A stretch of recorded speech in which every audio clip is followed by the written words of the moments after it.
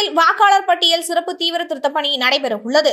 இது தொடர்பாக விவாதிக்க தலைமை தேர்தல் அதிகாரி தலைமையில் 12 அங்கீகரிக்கப்பட்ட அரசியல் கட்சிகளுடனான அனைத்து கட்சி கூட்டம் இன்று மாலை நடைபெற உள்ளது. தமிழகத்தில் சட்டசபை தேர்தலுக்கு இன்னும் சில மாதங்களே உள்ள நிலையில் இந்த தேர்தலை எதிர்கொள்ள அரசியல் கட்சிகள் தீவிரமாக தயாராகி வருகின்றன. இந்த நிலையில் தமிழகம் உட்பட 12 மாநிலங்களில் சர் எனப்படும் வாக்காளர் பட்டியல் சிறப்பு தீவிர திருத்த பணியானது நடைபெற உள்ளது.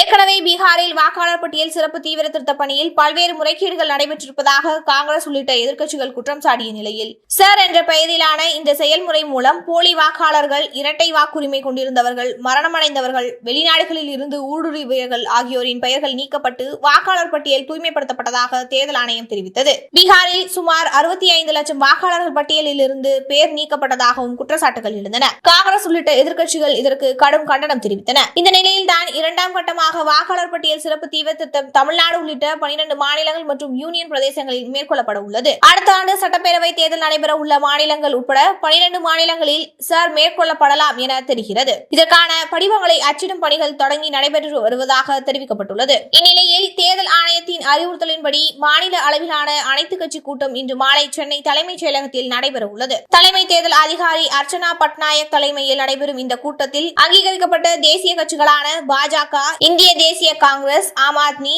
பகுஜன் சமாஜ், மார்க்சிஸ்ட் கம்யூனிஸ்ட், தேசிய மக்கள் கட்சி ஆகிய 6 கட்சிகளும், அங்கீகரிக்கப்பட்ட மாநில கட்சிகளான திமுக, அதிமுக, விடுதலை சிறுத்தைகள், இந்திய கம்யூனிஸ்ட், தேமுதிக, நாம் தமிழர் கட்சி உள்ளிட்ட 6 கட்சிகள் என மொத்தம் 12 கட்சிகளுக்கு அழைப்பு விடுக்கப்பட்டுள்ளது. இந்த கூட்டத்தில் சிறப்பு தீவிர வாக்காளர் பட்டியல் திருத்தம் தொடர்பாக அரசியல் கட்சிகளுக்கு விரிவான விளக்கம் அளிக்கப்பட உள்ளது.